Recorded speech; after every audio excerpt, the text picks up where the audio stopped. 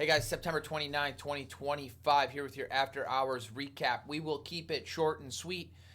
Stocks that are still finding support on ascending moving averages, stocks that have been in a steady trend above their 50, above their 200, finding support at the 20, seemingly still continue higher. That is very, very good. One of the leaders in the market, obviously, we all know what that is. That is Robinhood. Very, very big day today. Another push in after hours, very subtle, but still another push, a new high in after hours there, a big pickup in volume. Just awesome to see. This stock continues to act well, and ultimately, it's setups like Hood, or it's really trends like Hood that kind of make you believe, you know what, the market's still fine. Let's not overthink it until we start to see real failed breakouts, momentum really starting to wane. You can have names like IONQ or some of the quantum stocks begin to pull back and act heavy today. But meanwhile, semiconductors, really, when you look at NVDA, and yes, it did sell off a little bit intraday, but you are just building a beautiful base here. You start to take out today's highs, start to close into 52-week high territory. I can expect a bigger move up there. Personally, AMD is another one that just kind of continues to hang in there really well. Let's just see if this thing can get going and pushing over its 50. Microsoft, very, very tight, hanging on to its 50 as well. Also feels like this one could be ready to start heading higher as well. And so when you start to see things like that, and really when you see Hood, and even I look at a Palantir, and these are all names that, you're looking at like names of not really former leadership, it's current leadership, but it's like you've got your leaders and they're really not breaking down. Your SoFi's not breaking down, Hood's not breaking down, Palantir's not breaking down, the semis aren't breaking down. Like look at an LRCX, look at an ASML, look at a KLAC, look at NVIDIA, A-Lab, obviously a little bit more heavy volume coming in towards on the digestion, but those hanging in there. STX, which is kind of in that storage, right? Like memory storage space, similar to MU, WDC. I mean, these things are just seemingly continuing higher day after day after day. So, even though the market's pulling back, right, the leaders just kind of are continuing higher. And how much higher do they go? I have no idea, right? Was WDC buyable today? No, not for the way I trade.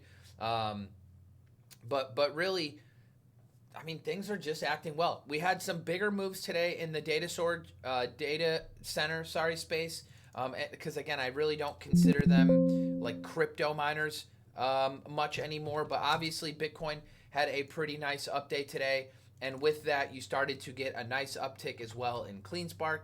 You started to get a nice uptick today as well in Riot. Hanging out right basically back towards what looks to be Wednesday's highs. So themes continue to just stick around, whether it be these new data center names. GLXY is another one that kind of comes to mind, that is hanging in there really well. A name that a lot of us are familiar with that just has not died at all is HIMS, despite all the bad news and the partnership breakups with NVO. This name doesn't seem to be going anywhere, so that's very good. And ultimately, there's still a lot of nice setups out there, that I continue to come across. NXT was one that I talked about in last night's watch list video, and this one's just continuing higher. FSLR is another one that's just hanging in there for the solar sector. Sedge is another one. Run is another one. These things are just really just trending higher. Run is another, so that's nice to see. The ARC ETF, was up quite a bit today, so that's also nice to see. Almost 3.5%. That's just fantastic, and a new 52-week closing high for that ETF. So, I mean, can we really complain about the action? Rocket Lab is one that I've been watching. I almost bought some today. I don't know how I would have been able to kind of hold that with not much cushion going into the overnight, but then they get some news, and so now you're holding the 50. This thing has been better bought off of the 50 simple moving average, and today, effectively with the news and after hours, doesn't seem to be much exception, despite what the market was doing, right? The market had a gap up overnight, and then you're just kind of all day not really selling off too hard, but just giving up those gap up gains, The Russell closed down. Really nice move for Ethereum. Really nice move for Bitcoin. That was awesome to see. I don't really know what's going to happen there. Ethereum is still crowded on the long side, but what is crowded can get more crowded. Gold and silver continue to be absolutely awesome. You could just look at these trends. They are pretty insane. And if you looked at like KGC or AEM or NEM or WPM or Eldorado Gold, I mean any of them, they are all rocketing. If they're not rocketing higher at the current moment, it's probably best that they be thrown in the trash. But if you're in the gold and silver space, those are absolutely working well. I don't know if the market's going to have a violent shakeout any one of these days. There are a few things that kind of make me a little bit nervous. Like a name like Meta potentially starting to live under the 50-day, not something I really love.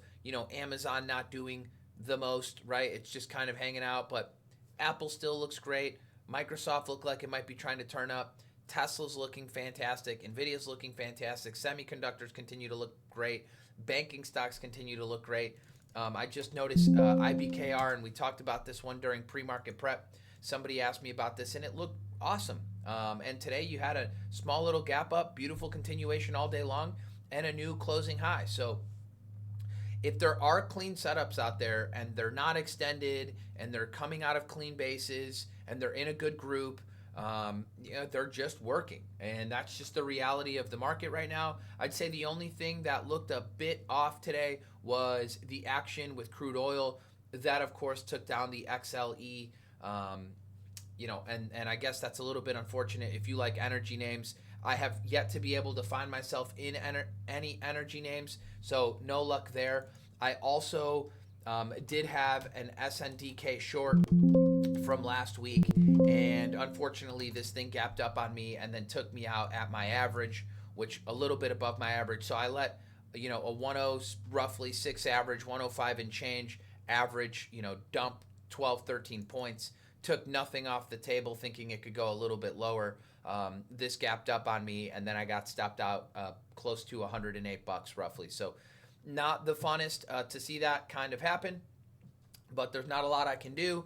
MSTR is the other one that I am short, and I'm short from the 200 simple moving average 348. And obviously with Bitcoin today, this also had a fairly nice day as well. But we'll see kind of what happens for the remainder of the week in that group. So yeah, the market just continues to act well. There still looks like there's really nice setups out there. So just kind of continuing to try and take things one setup at a time. I did try an AVGO long today. This went absolutely nowhere, and I did not get stubborn with it. I was kind of looking at it for a break in the morning right over prior day high. I took that, and then I got stopped out, and then I was like, okay, we're reclaiming VWAP. Let me give it another little stab on small size, and then I got stopped out on that as well. So that is just kind of the nature of the beast. I thought semiconductors were acting well. I thought NVIDIA was acting well, and AVGO would be able to go.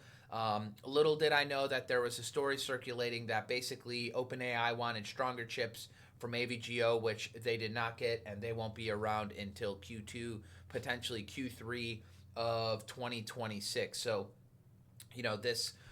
once I saw that story and I was stopped out, I was like, yep, I won't be trying that again until we get a much better technical setup. And then it just faded off the rest of the day. So that's part of keeping your losses very small, right? Not getting stubborn at, $334 and then watching it fade another $7 on you for absolutely no reason. Making sure you're keeping your losses really small. That allows you to live another day and look for another opportunity. But I did think semiconductors were acting well. It just didn't work too well for me. Anything else that really stuck out? No, not really. Cybersecurity stocks I still think are acting pretty well. CrowdStrike was one that I thought could have been buyable over Thursday's highs. Friday didn't really give an entry, plus I was off my screens. And then today, just not a whole lot that, got me attracted to this name. Zscaler is the other one, and it's just kind of hanging in there. And then you also had some nice moves today with the partnerships with OpenAI, and that was in Etsy, and that was a really nice move today after a really nice flag. And congratulations to somebody during pre-market prep mentioned this one, and I thought it looked pretty nice. That was kind of my comment. I thought it looked pretty good. And lo and behold, you get that news and you get an absolutely massive ramp. And Shopify as well. You'll be able to buy Shopify through the OpenAI app is, I believe, what the news was. And a very, very clean bounce off the 50-day. But again, just kind of random midday news. If you're not prepared for it to take it, and you don't have an alert maybe over a prior day high, then maybe this is something that you miss, or you really have to be in tune with the news at the moment when it's happening. So I wasn't really prepared for either of those, but nice to see them work. Nice to see the pickup in volume, and maybe some names that could be buyable going down the road. So just a kind of a lot still going on in the market. Money kind of coming out of the energy sector today. Money kind of going in towards the crypto space today, which was, it just is what it is. And the S&P 500 and the Nasdaq a little bit choppy after the gap up. Russell, same deal. Gold and silver continue to be awesome. And that's just kind of the outlook on things right now. Still tons of setups, so we'll kind of see how that goes going forward. And if we get follow through, and as long as we're not seeing failed breakdowns, I don't see a reason to be too negative. So hopefully you guys find this video well, and I will see you guys tomorrow bright and early. Cheers.